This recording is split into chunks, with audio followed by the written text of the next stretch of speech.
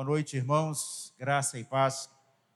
São 19 horas, horário de Brasília. Estamos dando início ao nosso culto de louvor e adoração ao nosso Deus nesse domingo, 17 de outubro de 2021. Queremos também saudar aqueles que nos assistem pela internet, pelo Facebook, pelo YouTube. E convidamos também a todos que nos assistem que possam estar compartilhando através das suas mídias também uma forma de divulgar a palavra de Deus através do compartilhamento desse nosso momento de louvor e adoração ao nosso Deus dominical. Queremos dar início ao culto com a leitura do Salmo de número 1. Se quiserem, podem estar agora nesse momento abrindo as suas Bíblias e estaremos fazendo a leitura deste Salmo. Só eu lerei e a igreja estará acompanhando essa leitura. Bem-aventurado o homem que não anda no conselho dos ímpios, não se detém no caminho dos pecadores, nem se assenta na roda dos escarnecedores. Antes o seu prazer está na lei do Senhor, e na sua lei medita de dia e de noite.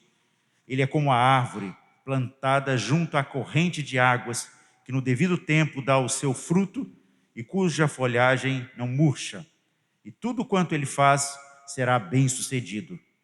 Os ímpios não são assim, são porém como a palha que o vento dispersa. Por isso os perversos não prevalecerão no juízo, nem os pecadores na congregação dos justos. Pois o Senhor conhece o caminho dos justos, mas o caminho dos ímpios perecerá. Baixemos nossas frontes, fechemos nossos olhos e conversemos com o nosso Deus neste instante. Santo e eterno Deus, te agradecemos porque temos a oportunidade de estarmos reunidos aqui, neste dia, nesta noite, para te adorar, Senhor, como filhos teus, lavados pelo sangue de Jesus, sangue que nos permitiu, Senhor, a nossa redenção, a nossa salvação, e para que pudéssemos estar neste momento como filhos, como igreja, te adorando, Senhor. E queremos, como o salmista bem o diz, meditar na tua palavra, estudar a tua palavra, ler a tua palavra, Senhor, para que possamos receber as bênçãos deste livro escrito para a nossa edificação, para o nosso crescimento.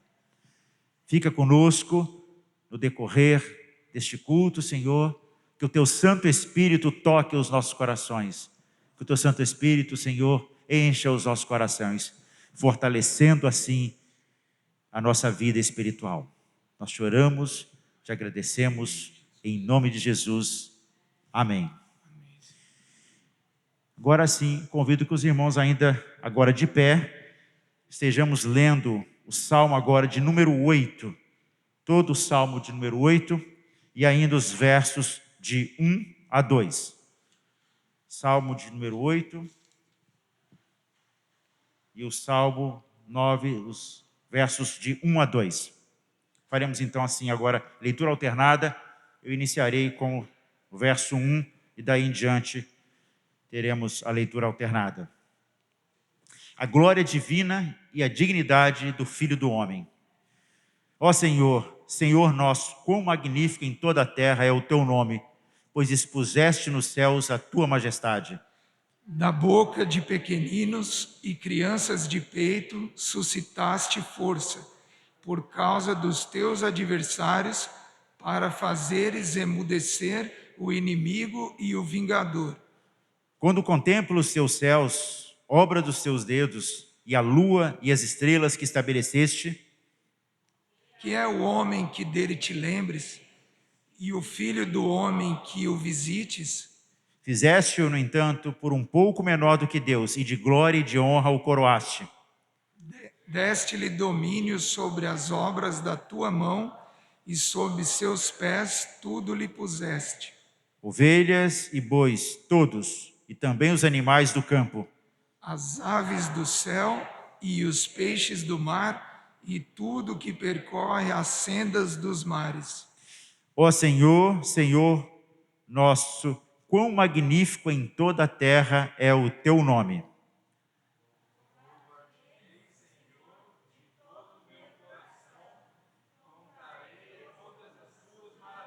Já é um nome. Alegrar-me-ei e exultarei em ti, ao teu nome, ó Altíssimo. Eu cantarei louvores. E é nesse espírito que nós estaremos agora, então, um momento de adoração através da equipe de louvor. Cantemos.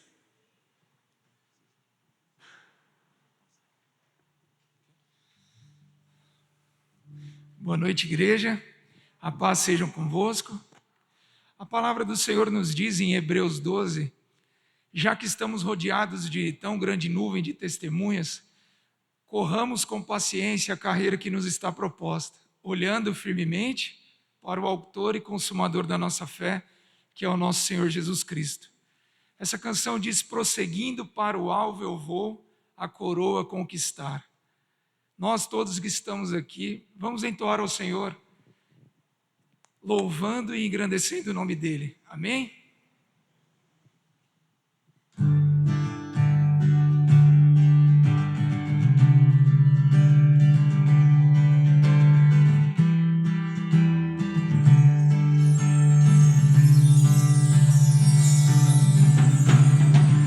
Eu te busco, te procuro, ó Deus. No silêncio tu estás. Eu te busco, toda hora espero em ti. Revela-te a mim, conhecer-te eu quero mais. Senhor, te quero ouvir tua voz. Senhor, te quero mais. Quero tocar-te, tua face eu quero ver. Senhor, te quero mais.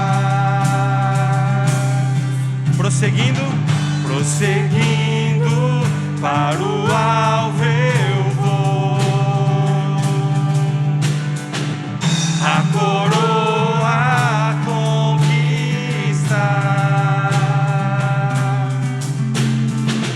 Vou lutando, nada pode me impedir. Eu vou te seguir, conhecer-te eu quero mais.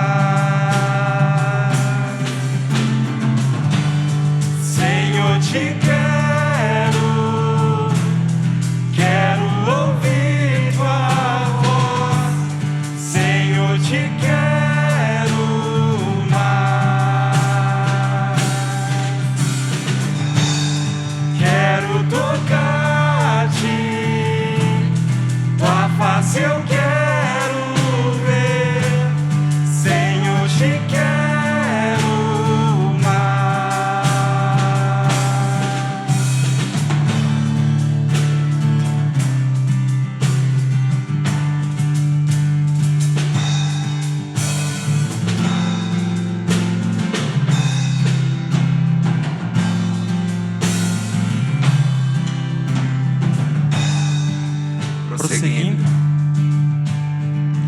Prosseguindo para o alvo eu vou. A coroa conquistar. Vou lutando, nada pode me impedir. Eu vou te seguir, conhecer-te eu quero mais. Senhor, te quero ouvir tua voz. Senhor, te quero mais. Quero tocar-te, tua face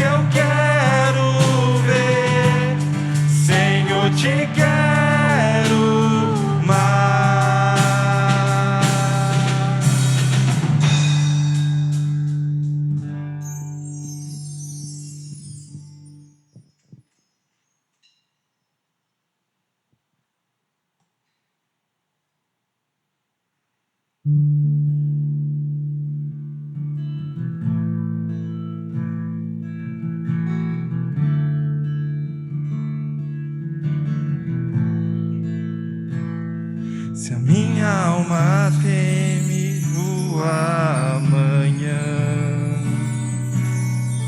meu coração não vê o teu cuidado. Se eu não consigo ouvir a tua voz, ainda assim confiarei.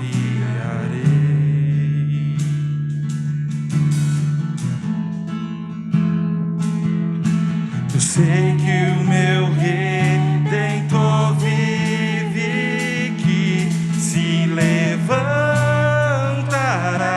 sobre a terra. A tua bondade transbordará meus desertos com misericórdia.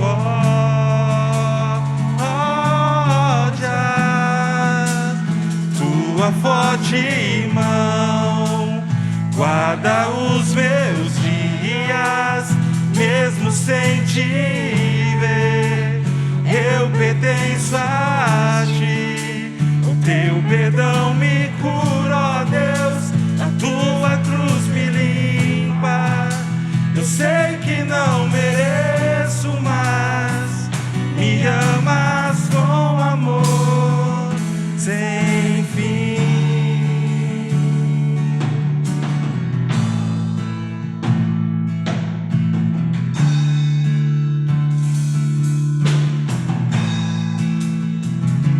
Se a minha alma teme o amanhã,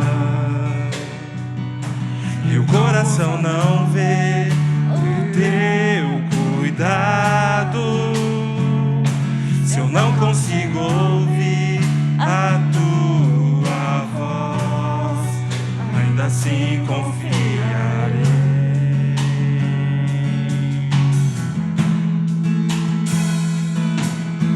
Eu sei que o meu Redentor vive, que se levantará sobre a terra. A tua bondade transbordará meus desertos com misericórdia.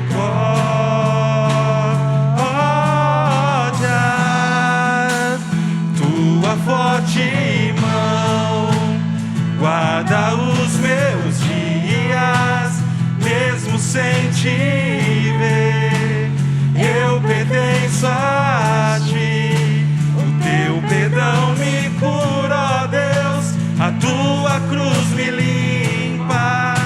Eu sei que não mereço, mas me amas com amor. Tua forte mão guarda os meus dias, mesmo sem te ver, eu pertenço a ti. O teu perdão me cura, ó Deus, a tua cruz me limpa.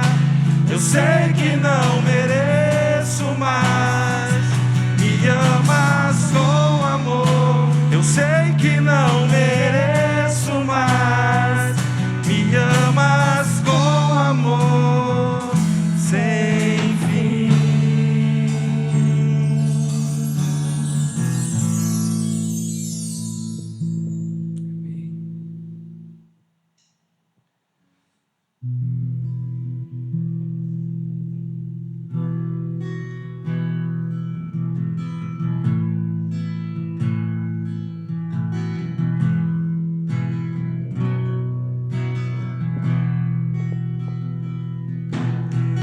Quero estar ao pé da cruz, que tão rica fonte corre franca, salutar de Sião no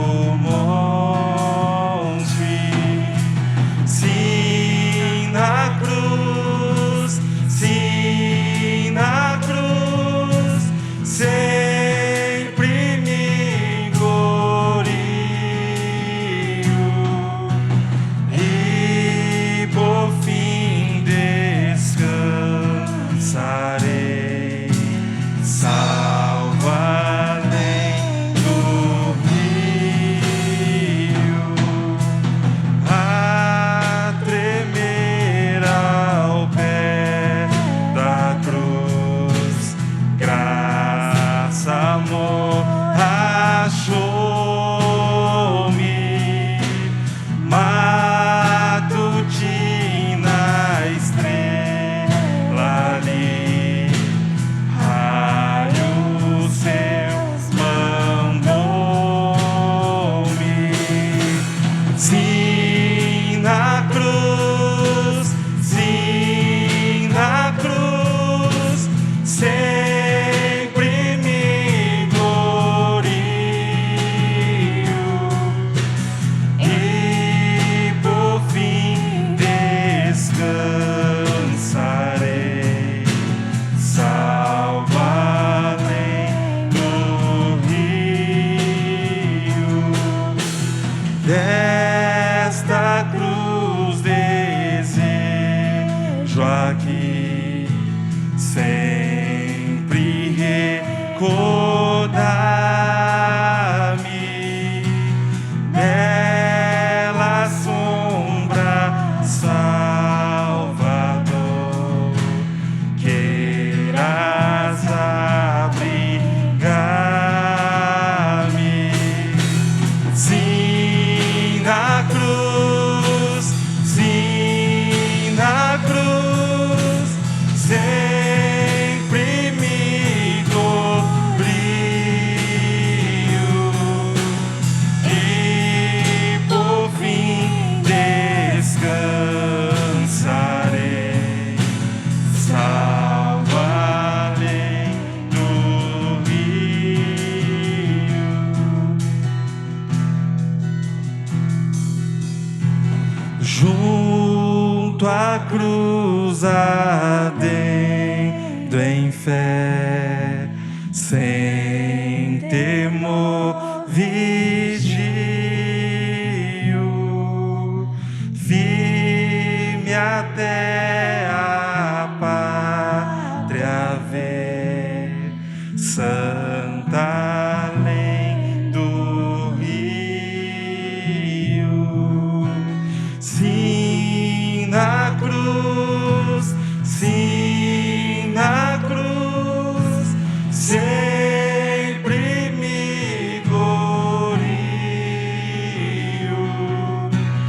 e por fim descansarei, salvo além do rio.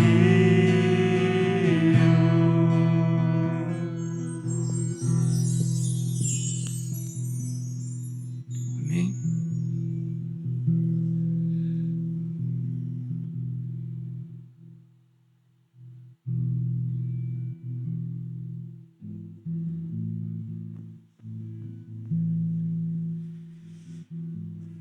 Esse é o momento do nosso culto em que nós também, como ato litúrgico, entendemos que a entrega dos nossos dízimos, das nossas ofertas, não se faz por uma barganha com Deus para alcançarmos bênçãos, mas sim um coração agradecido a tudo quanto Ele tem nos dado.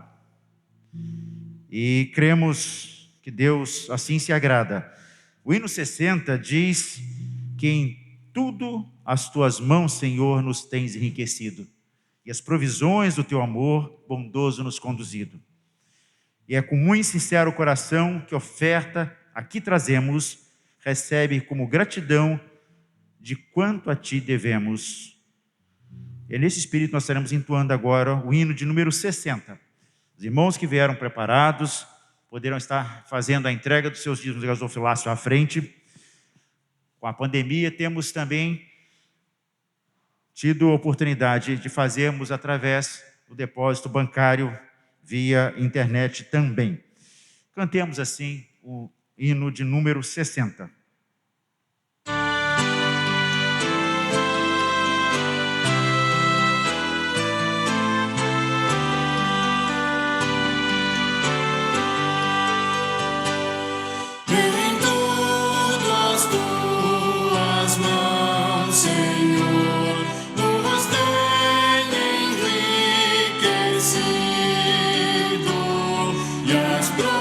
Provisões do teu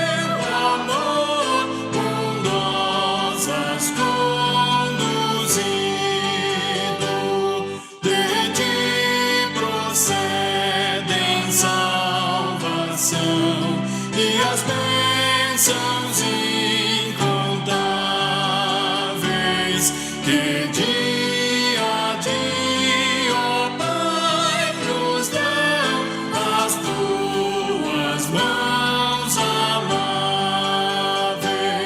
De ti vivemos nós, Senhor, e em ti nos alegramos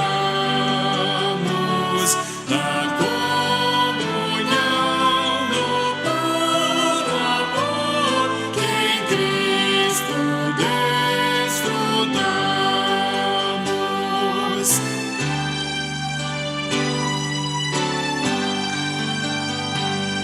Com muito sincero coração, oferta que trazemos, recebe como gratidão e quanto a ti devemos. Amém.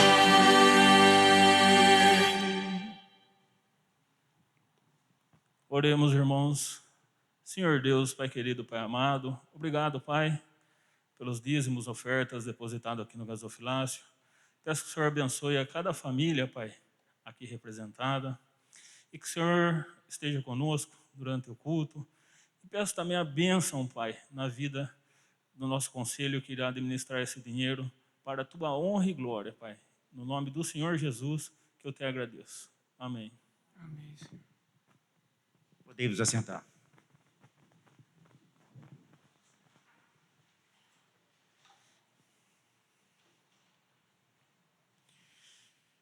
O Salmo 9, nos versos 9 e 10, nos diz que o Senhor é também alto refúgio para o oprimido, refúgio nas horas de tribulação. E o salmista diz que em ti, pois, confiam os que conhecem o teu nome, porque tu, Senhor, não desamparas os que te buscam.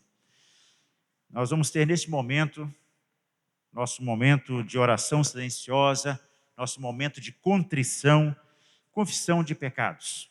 Cada um abrindo seu coração diante de Deus e pedindo perdão pelos seus pecados e também agradecendo as bênçãos que tem recebido em suas vidas. Vamos ter alguns momentos de oração silenciosa. Logo após eu estarei interrompendo este momento como uma oração.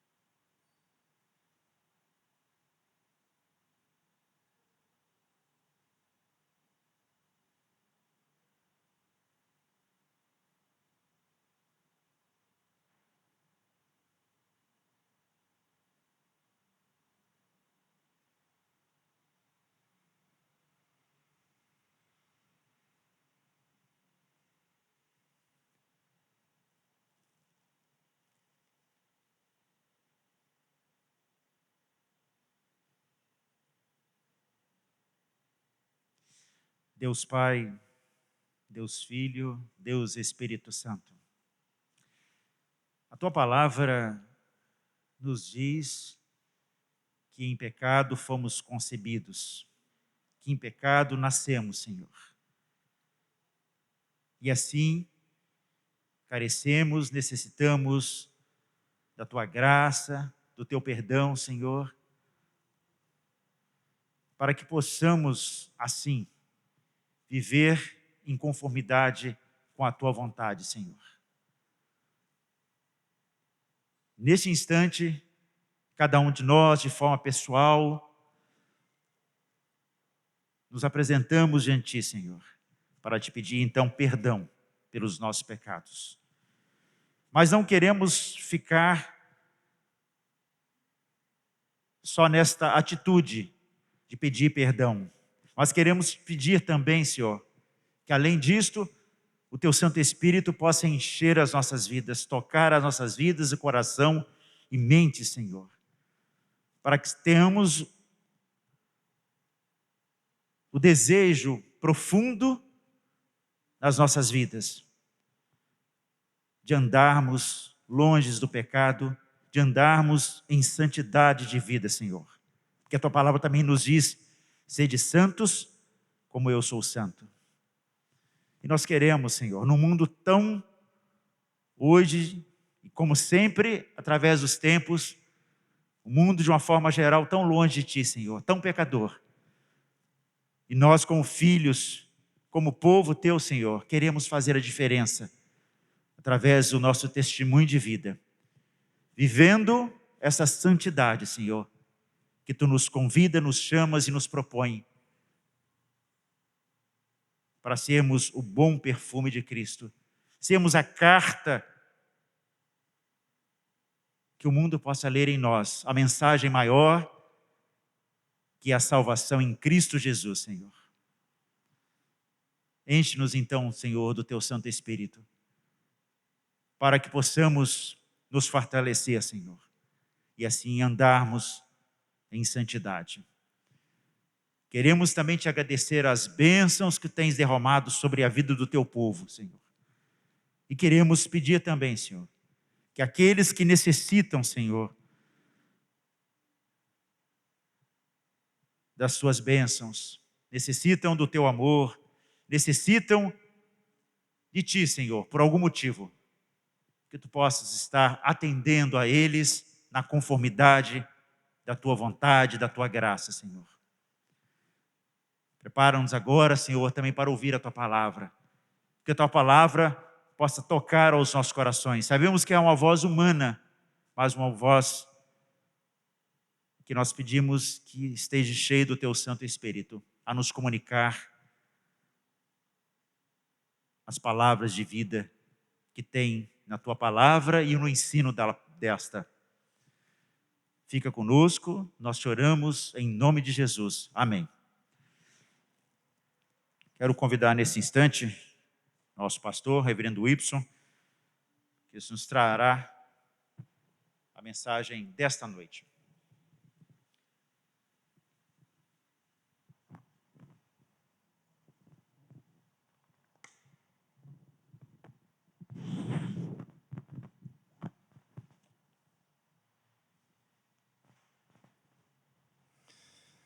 Meus irmãos, antes da saída das crianças, eu tenho um aviso a fazer à igreja. Das famílias da nossa igreja, nós tivemos recentemente uma mudança para Teresópolis, no Rio de Janeiro, a família do nosso irmão Roberto Hecker. O Roberto, ele era diácono aqui na nossa igreja e, portanto, por uma questão óbvia da mudança de endereço, ele vai ficar impossibilitado de exercer o cargo. Ele já entregou uma carta ao nosso conselho, informando a respeito disto, e o conselho, com base nessa situação e com base na Constituição, ele informa a igreja sobre o cessar do seu mandato. Então, enquanto diácono, ele não mais exerce o oficialato, e para ele exercer em uma outra igreja, ele precisa ser eleito para isso, né? Então, nós gostaríamos de contar com as orações da igreja, pela essa família, Roberto e a Viviane. também pelas crianças, né, a Bruninha e o Felipe, também pelas famílias, né? Ficam 2 famílias na igreja sentindo o desejo de morar ali do lado de Teresópolis, né? Que Deus possa abençoar também a vida de vocês. Quanto à situação para suprir a necessidade do oficialato, no final da reunião nós vamos trazer uma notícia, um aviso, a leitura de um edital onde constará da eleição de oficiais para a nossa igreja, que acontecerá nesse final de ano. Tá bom? Vamos orar pelas crianças? Senhor Deus, nós queremos agradecer, Pai, pelo momento que o Senhor nos propiciou de estarmos aqui, Senhor, nos lembrando também, ó Deus, das crianças que fazem parte da Tua igreja e que podem, ó Deus, devidamente supridas e instruídas, expressar uma fé genuína, uma fé operante no Senhor Jesus. Que o Senhor derrame estas bênçãos sobre elas e que o Senhor abençoe, ó Deus, aqueles que cuidarão delas nesse momento do culto infantil. Oramos em nome e para a glória de Jesus. Amém. Deus abençoe, as crianças podem sair pela porta do fundo, hoje não está chovendo. E aqui, nós que ficamos, nos dirigiremos ao texto da exposição nessa noite, Romanos, capítulo 1, do verso 16 e 17. Aproveite enquanto os irmãos estão abrindo o texto para felicitar a nossa irmã Josiane, que completou mais um ano de vida no dia 14, e o nosso irmão Wellington, no dia 15, o Tom, e dia 16, a nossa irmã Rosineide. Os irmãos que trouxeram seus presentes, por favor, entregue depois da reunião de culto, tá bom? Irmãos, o texto da nossa exposição faz parte da carta de Paulo aos Romanos, capítulo 1, do verso 16 ao verso 17, considerada uma das cartas mais extensas, e, ao mesmo tempo, de grande conteúdo teológico, doutrinário para a igreja. Mas nós nos deteremos mais, nessa ocasião, apenas no verso 16 e 17 do capítulo 1. Vamos ler o texto. Diz assim a palavra do Senhor em Romanos, capítulo 1, 16 e 17. Pois não me envergonho do Evangelho, porque é o poder de Deus para a salvação de todo aquele que crê, primeiro do judeu e também do grego. Visto que a justiça de Deus se revela no Evangelho de fé em fé, como está escrito, o justo viverá por fé. Que Deus assim nos abençoe na exposição da sua palavra nessa noite. Meus irmãos, o tema que nós gostaríamos de desenvolver com vocês aqui nessa noite é a justificação pela fé. É o tema que nós encontramos na passagem que nós acabamos de ler. Introdutoriamente, eu gostaria de fazer referência ao que ouvimos aqui pela manhã com o nosso professor, presbítero Eliseu, quando na classe dos adultos ele trabalhou conosco a lição 10, Surpresas da Maravilhosa Graça. Nesta lição, na parte introdutória da lição, fala um pouco sobre John Newton, ou a história de John Newton, um homem nascido em 1725, que viveu até o ano de 1807. Ele é o compositor daquele belíssimo hino, Graça Maravilhosa. Se você não conhece, pesquise e se intere sobre este hino. Uma expressão poética, extremamente bela, que fala da graça de Deus. Mas o que é que nós aprendemos ali sobre John Newton? É claro, introduzindo a lição que seria dada, ou que foi dada aqui nessa manhã. Nós aprendemos que John Newton, ele recebe o evangelho da sua mãe, mas ele fica órfão aos 7 anos. E depois passou a viver como um ímpio, chegando a traficante de escravos. Mas um dia, no meio de uma imensa tempestade, o mar revolto, fez com que aquele marinheiro de 22 anos clamasse a compaixão do Senhor, prestes a afogar, como um pecador, recebeu misericórdia e foi inundado pela maravilhosa graça de Deus. A história de John Newton, ela é uma história importante, sim, emblemática também, mas principalmente é uma história atual.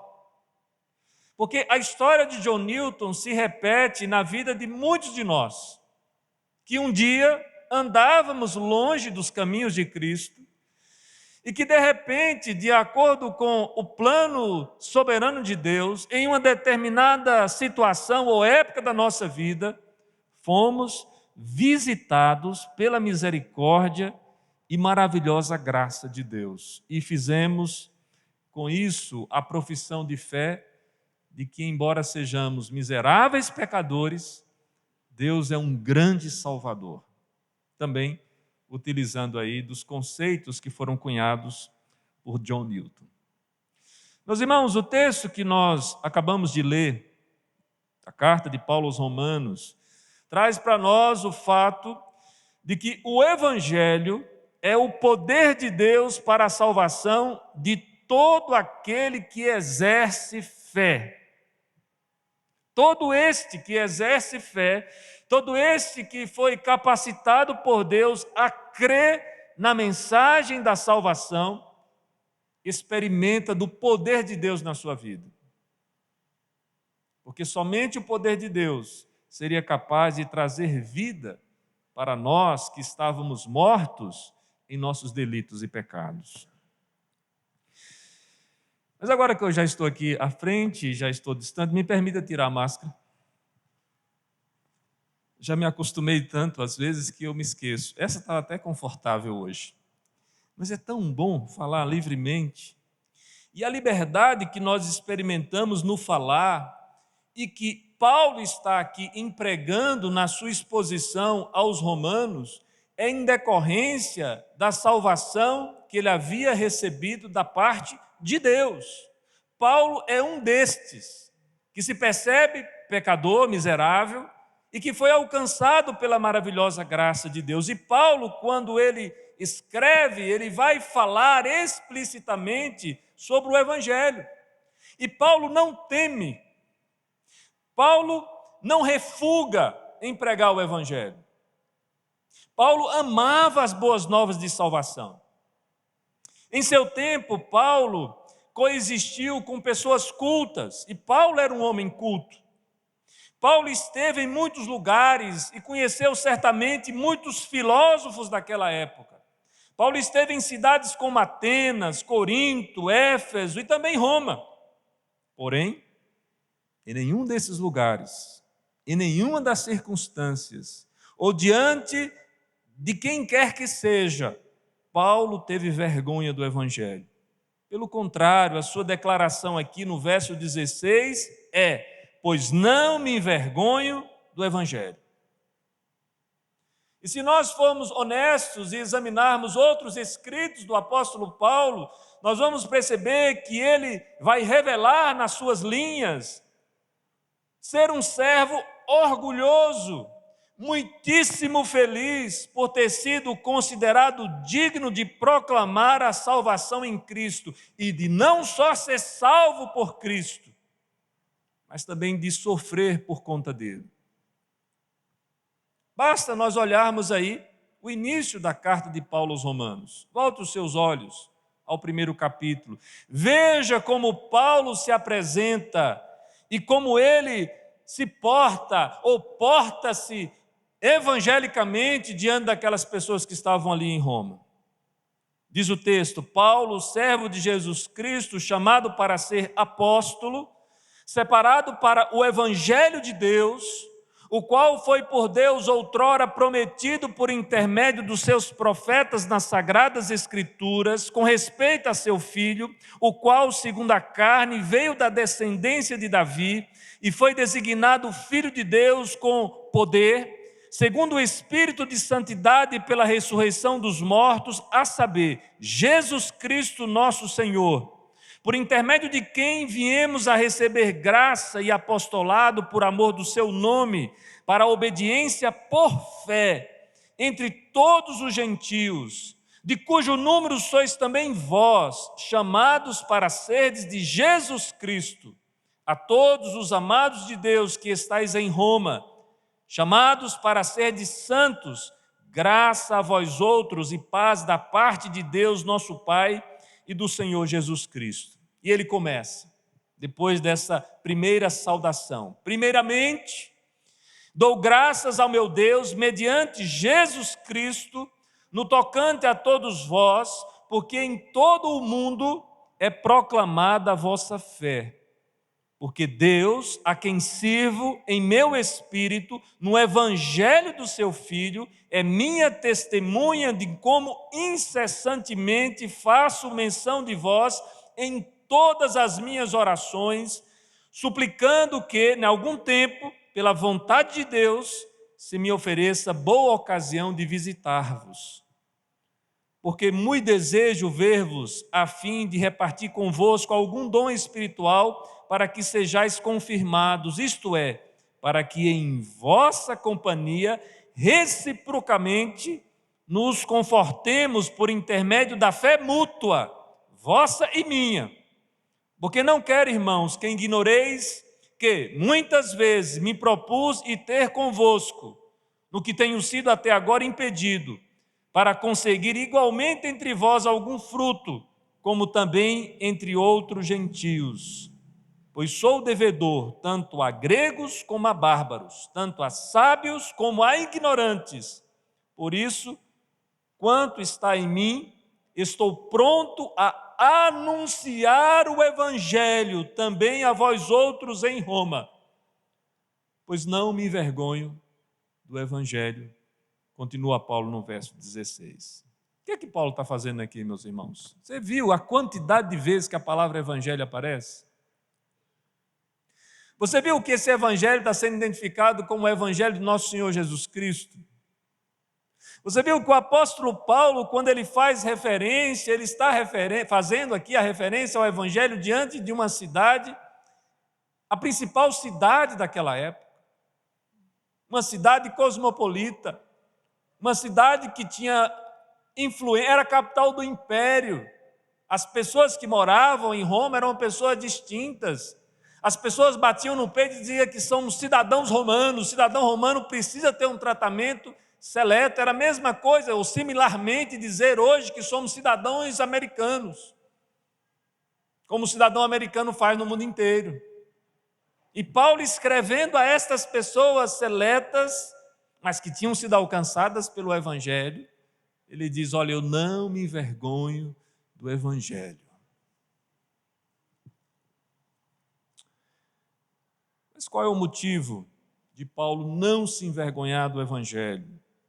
Por que Paulo fala do evangelho com tamanha honra e alegria? Verso 16 também nos diz: porque é o poder de Deus para a salvação de todo aquele que crê. Essa expressão, para a salvação de todo aquele que crê, pode também ser traduzida de todo aquele que expressa ou exerce fé. O evangelho é o poder de Deus para a salvação de todo aquele que exerce fé. O que é que Paulo está querendo dizer para nós aqui? Paulo não teme pregar o evangelho, uma vez que o propósito deste evangelho é revelar o poder salvífico de Deus. É revelar a salvação de Deus, que Deus opera eficazmente na vida de todos aqueles que Ele escolheu, que Ele elegeu antes da fundação do mundo. Hendriksen, escrevendo aqui sobre esse trecho, ele diz assim: os romanos não estavam sempre se gloriando de seu poder, a força pela qual haviam conquistado o mundo? O evangelho que proclamo, afirma Paulo, por assim dizer, é muitíssimo superior. Ele tem sido levado a bom termo e oferece algo muitíssimo melhor, a saber, a salvação eterna. E isso não pelo povo de uma única ou particular nação, por exemplo, Roma, mas por aqueles que exercem fé. E aqui, meus irmãos, cabe para nós uma aplicação. Vivemos, conforme gostava de citar um querido já falecido, um mundo velho com um homem velho.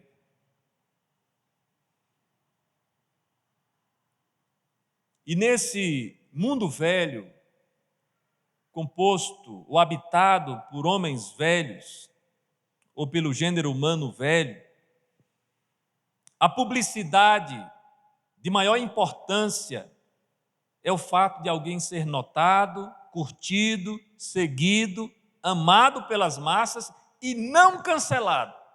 Eu aprendi isso recentemente. Entretanto, o mais urgente e imperativo para o ser humano continua sendo a paz, a alegria, a glória para hoje, sem perder amanhã e nem no futuro sem fim. E isso só o Evangelho que salva poderá nos propiciar. Talvez a maior necessidade que nós tenhamos para o nosso tempo, meus irmãos, seja de fato o artigo chamado salvação. Porque sem salvação estamos todos perdidos. Diante das incertezas que nós mencionamos aqui pela manhã, onde nós não sabemos acertadamente, seguramente, qual é a verdade em relação à política, em relação à economia, em relação às ciências, em relação à opinião pública. Quando nós não temos segurança com absolutamente nada, e isso é pertinente ao gênero humano, porque por mais que nós nos esforçamos, nós não podemos acrescentar um mínimo distante à nossa vida, porque a nossa vida foi dada por Deus e a nossa vida pertence a Deus, e quando Deus disser cessa, não haverá mais. Portanto, todos nós já estamos vivendo, né, na prorrogação do segundo tempo.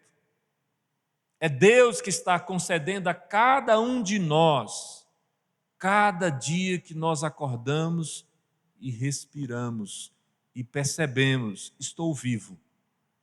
Mais uma vez, Deus agiu com misericórdia e graça sobre o meu viver. E a salvação é algo tão interessante que quando nós a obtemos em Cristo, até a morte não nos é mais ameaçadora. Porque aqueles que creem em Cristo, ainda que morram, viverão eternamente.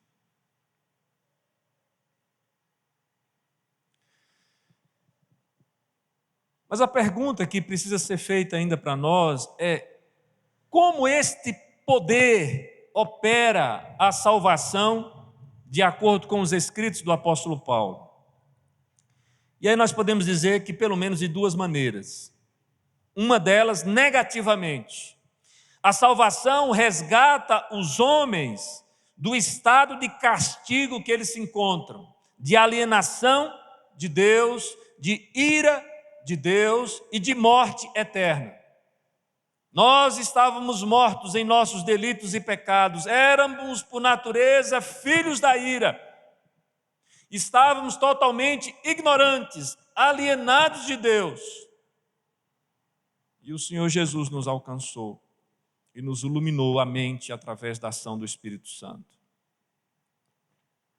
Mas também, positivamente, ao conduzir os homens ao estado de bem-aventurança, de comunhão com Deus, de amor de Deus derramado no coração, de vida eterna que inicia aqui e que se estende por toda a eternidade. Salvação, meus irmãos, ou estado de salvação, é o oposto de perdição. Nós recebemos bênçãos que foram aplicadas no passado, no presente e no futuro. Fomos justificados pela fé em Cristo, santificados e somos ainda santificados pelo poder do Espírito Santo. E temos a expectativa da glorificação na eternidade. Sabemos que tudo isso que nós estamos passando aqui é apenas um ensaio. O que nos aguarda é a eternidade. Como diz um outro amigo, que é missionário no Oriente, todos que estão aqui são passageiros, só Jesus é motorista. Nós passamos rapidamente por esta vida. E eu diria que entre as lições que nós aprendemos no contexto da pandemia está esta: a vida ela é breve, muito breve, frágil, muito frágil. E só mesmo a misericórdia e a graça de Deus para nos preservar a vida e para nos dar também salvação.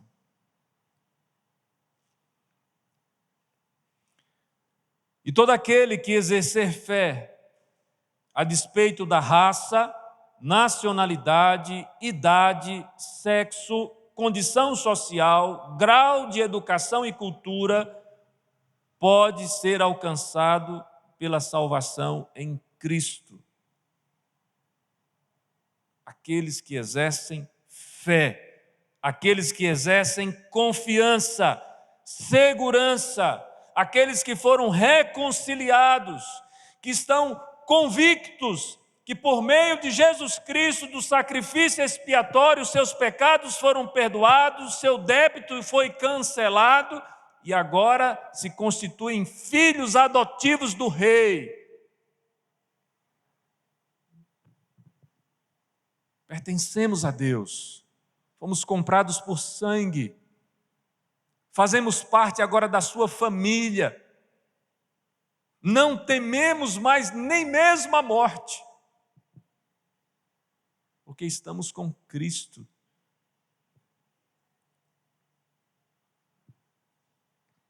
Mais uma vez, escreve Hendrickson e comenta especificamente o trecho que vai falar sobre fé.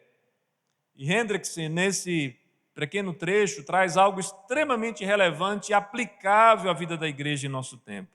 Ele diz assim: fé é o tronco da árvore cujas raízes representam a graça e cujo fruto simboliza as boas obras. É o acoplamento que conecta o comboio do homem com a locomotiva de Deus. É a mão vazia do homem estendida para Deus, o doador. É do começo ao fim, dom de Deus. Portanto, meus amados irmãos, se nós hoje cremos, se existe fé genuína em nosso coração, que nos motiva a caminhar com confiança, com segurança, com desprendimento, altaneiramente, é porque Deus nos concedeu esse dom. O dom de crer no seu Filho Jesus e na obra expiatória realizada na cruz. O perdão maravilhoso dos nossos pecados. A possibilidade de recomeçar, de viver novamente, e agora não mais para nós mesmos, mas para fazer a vontade de Deus. E Paulo continua dizendo expressamente que esse poder de Deus para a salvação, para todo aquele que exerce fé, ocorre primeiramente no judeu e depois também no grego. Verso 16 ainda. E aqui nós vamos encontrar o apóstolo Paulo fazendo uma referência sobre a ordem histórica divinamente planejada pelo Senhor. Primeiro, o Senhor é revelado aos judeus e depois o Senhor é revelado aos gentios. Mesmo na antiga dispersação, nós já tínhamos a noção de que isso haveria de acontecer algum dia. Mesmo havendo um povo escolhido, mesmo havendo um povo que estava sendo conduzido por Deus, e dentro desse povo ele preservando o remanescente fiel, estava evidente que a graça, a misericórdia de Deus, o amor de Deus não seria especificamente para aquela nação. Porque desde o momento que Deus chama Abraão, Gênesis 12, 3, fica claro que todas as famílias da terra seriam abençoadas. Conforme nós encontramos Gênesis 12, 3, Gênesis 22, 18, Salmo 72, Salmo 87, Isaías 60, do verso 1 ao verso 3, quando é lido à luz de Lucas, e Malaquias capítulo 1, do verso 11, todos esses textos deixam claro que havia um planejamento de Deus, começando pelos da casa de Israel, mas depois se estendendo também aos gregos, aos gentios, e todos aqueles que foram aproximados, todos aqueles que Deus quis aproximar ao longo dos anos da história da humanidade. Porque a promessa feita não é restritamente a uma nação, mas a todo aquele que foi capacitado a crer. O Evangelho tornou-se o poder de Deus para a salvação de todo crente genuíno, porque todo crente genuíno é verdadeiro filho de Abraão.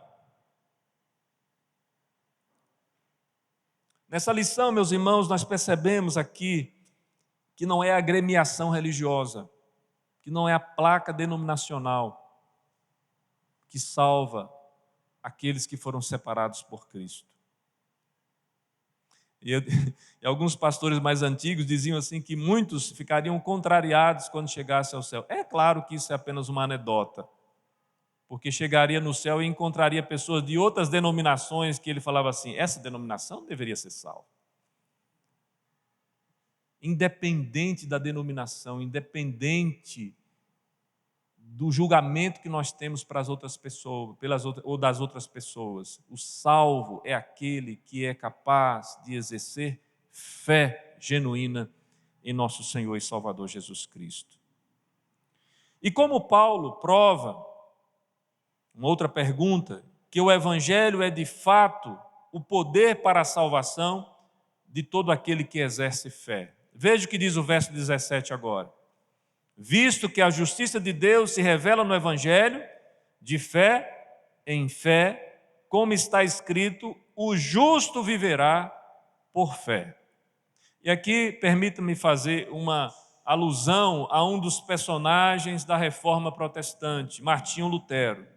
Martinho Lutero, quando ele tem esse texto à mão, ele tem um dilema. Ele não consegue entender.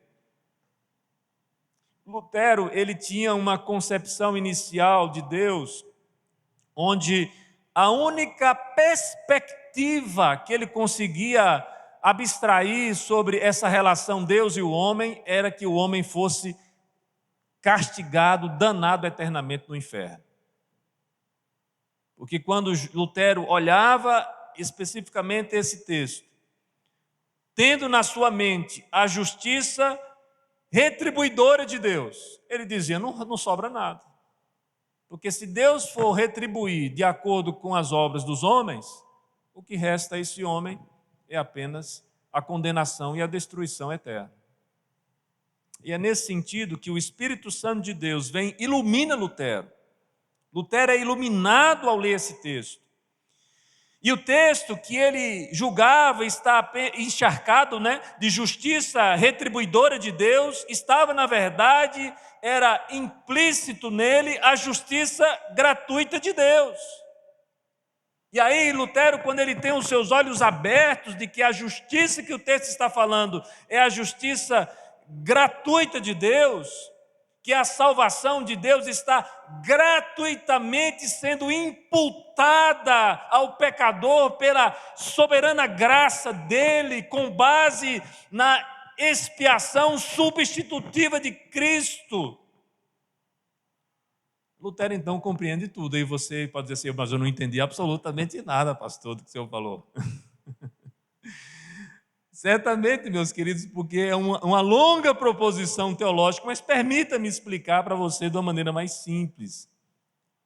O que Lutero percebe no texto do justo viverá por fé é que Deus, propositalmente, resolveu fazer com que a justiça de Cristo fosse possuída pelo pecador. O mérito da obra de Cristo, aquilo que Jesus fez na cruz, substitutiva porque foi feito em nosso lugar, Ele morre em nosso lugar, Ele tem uma morte sacrificial que nós merecíamos e que merecemos esta morte. E quando Jesus faz isso, Jesus se coloca em nosso lugar e Ele apresenta diante de Deus um sacrifício, uma expiação que é adequada a Deus, recebida e aceita por Deus, e o mérito dessa justiça de Cristo na cruz foi dada, foi imputada ao homem, ao pecador. E é assim que nós somos salvos. Deus fez a justiça de Cristo ser uma possessão do pecador por meio da fé dada pelo próprio Deus ao eleito como um dom. Nós fomos capacitados por Deus a crer que a obra meritória de Cristo na cruz foi por mim e por você. Jesus derramou o seu sangue na cruz para que você fosse perdoado.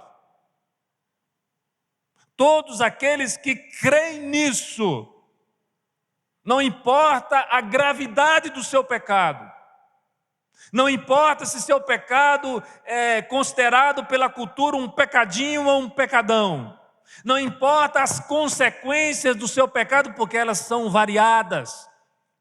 O que importa é que uma vez que você creu, você foi salvo pela obra meritória de Cristo.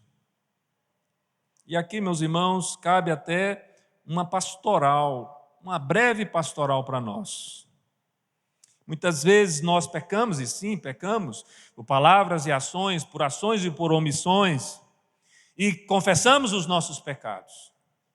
E tem alguns crentes que parece que para o perdão de Deus cair na conta, demora um tempinho de compensação no sistema do SESEC, do banco. Tem crente que comete um pecado e se ele cometeu aquele pecado próximo ao domingo da ceia, ele já não participa. Porque ele vai dizer assim, olha, eu pedi perdão ontem, estou esperando a compensação do perdão de Deus ainda. Porque eu estou me sentindo ainda impuro, eu estou me sentindo ainda sujo, eu não sei se eu mereço o perdão de Deus. E eu vou te responder logo de cara, nem eu nem você, nós merecemos o perdão de Deus. Então, se ajuda, primeira pastoral. Ninguém é salvo por merecimento. O que nós merecíamos mesmo, é melhor nem falar. O que nós merecíamos era perdição eterna. Mas o que foi que Deus nos deu? Salvação eterna. E quando nós confessamos os nossos pecados, Ele é fiel e justo para nos perdoar, para nos purificar de toda injustiça. Entenda, quando você confessa, Deus não perdoa por conta das suas lágrimas, do seu sorriso, do seu choro, ou da sua ausência de riso.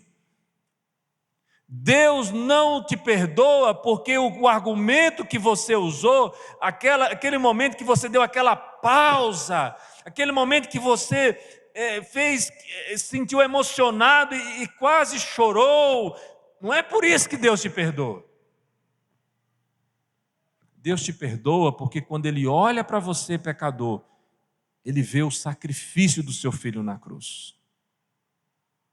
Isso nos humilha, meus irmãos, porque não existe absolutamente nada que eu possa fazer para, de alguma forma, constranger Deus a me perdoar?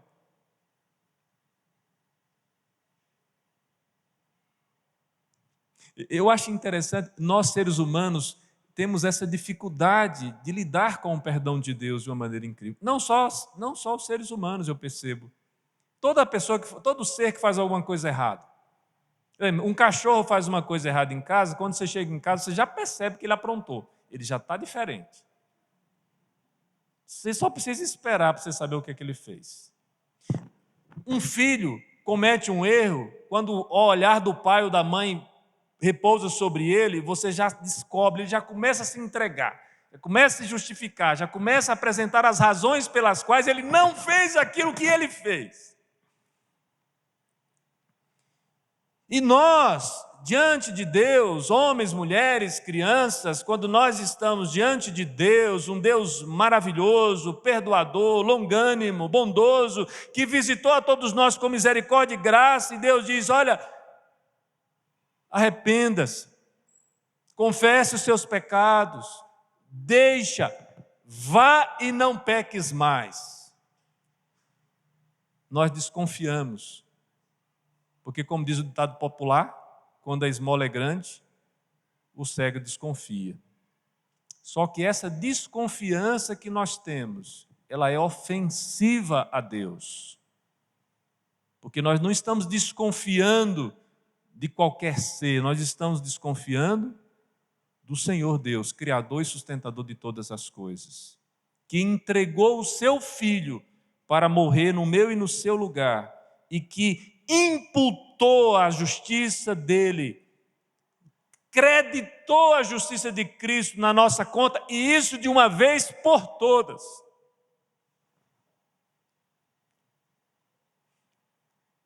Tem um aspecto na captação de recursos para o trabalho social que me chama a atenção, que é o fato de que algumas fundações no mundo que querem investir em saneamento, educação, a saúde, fundações que têm um capital considerável e que querem investir em países, às vezes, subdesenvolvidos, é que, quando eles aprovam os projetos nesses países onde eles querem investir, todo recurso é creditado numa conta.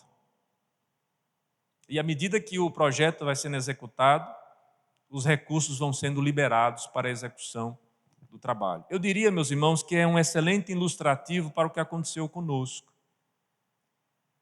No momento em que nós encontramos sentido para o Evangelho, porque Deus nos alcançou antecipadamente, nos regenerando, trazendo vida, toda a justiça que nós precisamos já foi creditada na nossa conta para toda a nossa caminhada. Por isso, o justo não vive mais por vista, o justo não vive mais por aquilo que ele sente, o que ele imagina. O justo vive por fé, fé em Cristo. Nada mais que isso. Não é fé na fé, é fé em Cristo, é de fé em Cristo.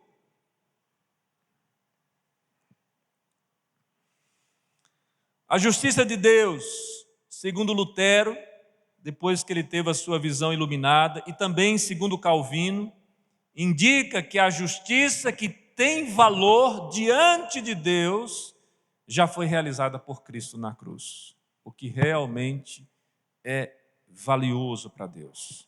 Meus irmãos, a justiça de Deus foi imputada a nós, pecadores, pelo poder do Espírito Santo. Nós a recebemos e a aceitamos, ou seja, nos apropriamos de Cristo e de todos os seus benefícios por meio da fé. E aqui eu repito, um dom de Deus para os eleitos. Agora, sola fide. Sola fide. Justiça imputada ao pecador que gera um estado de retidão pela fé. Agora, levamos ao exercício da fé, ou a nossa vida é o exercício da fé, temos que aceitar o Deus Trino revelado em Cristo, devemos exercer a fé para isso. Deus não crê por nós. Nós precisamos crer, sim, nós precisamos nos arrepender dos nossos pecados, nós precisamos viver uma vida santa, nós que precisamos experimentar tudo isso. Mas isso só é possível ser experimentado porque Deus nos visitou, porque Deus nos deu o dom, porque é no poder de Deus que nós vamos conseguir exercer a nossa fé com eficiência. E a igreja de Cristo precisa, enquanto aqui estiver, peregrinar sobre a terra, de fé em fé. Porque o justificado pela obra meritória de Cristo na cruz, vive por fé, confiança, segurança, total reconciliação com Deus. Concluindo, meus irmãos, eu volto à introdução, onde nós fizemos a referência sobre o John Newton. E é dele os versos que eu vou ler a seguir. Graça maravilhosa, quão doce é o som, que salvou um miserável como eu. Eu estava perdido, mas agora fui encontrado. Era cego, mas agora vejo. Meus irmãos, são palavras assim, que testemunham sobre como a graça de Deus opera e é abundante na vida de pecadores como nós. Nós somos miseráveis pecadores, alcançados por um grande Deus, gracioso e misericordioso. Louvado seja o nome do Senhor. Fechemos os nossos olhos. Vamos orar mais uma vez. Senhor Deus, transforma, Pai, todas estas proposições teológicas, bíblicas, em uma vida de fé operante, onde, capacitados pelo Teu poder, sejamos capazes de testemunhar a mensagem de boas novas e também, ó Deus, sermos testemunhos vivos do quanto o Senhor é amoroso e bom. Ajuda-nos, ó Deus, nós te suplicamos, a superar os nossos medos, as nossas inseguranças, a nossa desconfiança e a vivermos de fé em fé, justificados pela fé que nós depositamos no Teu Filho Jesus. Oramos, ó Deus, na esperança que existe em nós, pelo poder do Espírito Santo. Amém. Meus queridos irmãos, nós, antes de impetrarmos a bênção, nós temos um aviso a ser feito à igreja. O conselho da nossa igreja, reunido,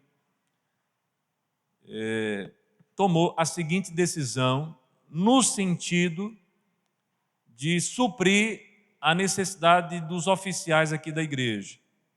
E aí, a partir dessa necessidade, o conselho da nossa igreja baixou um edital onde regulamentará as eleições aqui da igreja. Vou ler, peço a você que preste bastante atenção no texto do edital.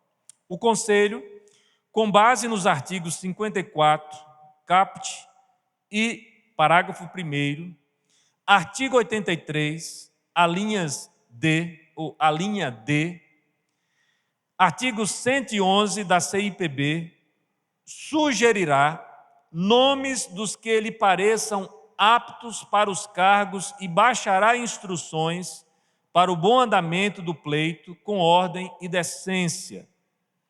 Porém, será assegurado aos membros comungantes votarem em qualquer dos nomes de sua escolha, dentre os civilmente capazes, na Assembleia Extraordinária para eleição de oficiais.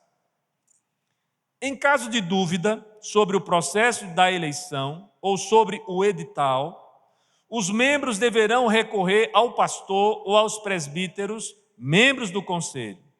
Cada membro está comissionado a orar por essa eleição e indicar os candidatos, contudo, sem a prática de campanha eleitoral. Na igreja a gente não faz isso. Quanto ao processo de eleição, a igreja votará por escrutínio secreto, marcando os nomes dos candidatos na cédula fornecida pelos diáconos de forma legível, limitando-se ao número de vagas. B. No total serão 5 vagas para oficiais nesta eleição, 2 para o presbiterato e 3 para o diaconato. A ordem de votação no dia da eleição procederá com a eleição dos presbíteros e logo seguirá a eleição dos diáconos. C. Para considerar-se eleito, deverá o candidato atingir a maioria simples dos votos, ou seja, metade dos votantes presentes mais um voto. Em caso de eventual empate, vence o candidato mais velho quanto à idade. D. Poderá ser considerado eleito o membro ausente, desde que informe por escrito sua livre vontade de aceitar a concorrer ao cargo. E. Os votos que não atenderem às especificações acima serão considerados nulos. Votos em brancos e nulos contam apenas o número de votantes na eleição, sem, contudo, computar qualquer candidato. F. A reunião extraordinária da Assembleia Geral ocorrerá no dia 28/11/2021. Ok? 28/11/2021. Grave aí que eu sou péssimo nesse negócio de data e horário, viu? Botei aqui por escrito. No dia 28/11/2021, às 19h30, no período do culto noturno, em primeira convocação. Posse, ordenação e instalação dos novos presbíteros e diáconos ocorrerá no dia 19 de dezembro de 2021, na ocasião do culto noturno, desde que já tenha sido observado os artigos 113 e 114 da CIPB. Então, em resumo, meus irmãos, o que nós estamos colocando aqui para vocês é o edital de eleição para oficiais da nossa igreja, tanto presbíteros como diáconos. 2 presbíteros, 3 diáconos. A eleição ocorrerá no dia 28/11/2021, às 19h30. Durante esse período, até lá, como pastor da igreja, vou estar instruindo os irmãos a respeito das qualidades esperadas naqueles que ocupam esses cargos aqui na Igreja Presbiteriana de Araras, que também é uma igreja presbiteriana do Brasil. Deus abençoe, meus queridos. Se você tiver alguma dúvida, conforme diz o edital, procure o pastor ou algum dos presbíteros em relação a isto. Vamos ficar em pé? Nós queremos agradecer nessa noite a presença dos nossos visitantes. Vocês todos são bem-vindos em nome do Senhor Jesus. Peço à igreja que está aí próxima a cumprimentar essas pessoas, mesmo que você não precise tocá-las, né? Até porque a gente está se adaptando agora, a gente não sabe se pega na mão, se dá um soquinho, né? A gente fala só, você é bem-vindo em nome do Senhor Jesus, tá? É um prazer tê-los aqui conosco.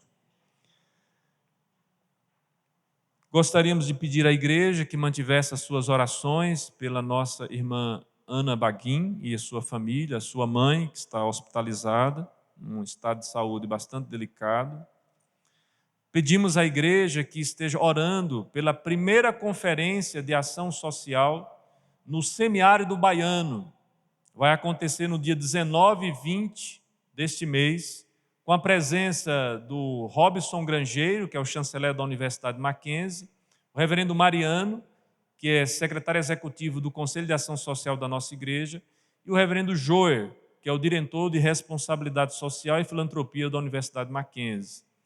Esse evento está sendo promovido ali na minha região de origem e eu sou um dos articuladores para o funcionamento desse evento ali. Peço aos irmãos que mantenham as suas orações também pela viagem desses irmãos.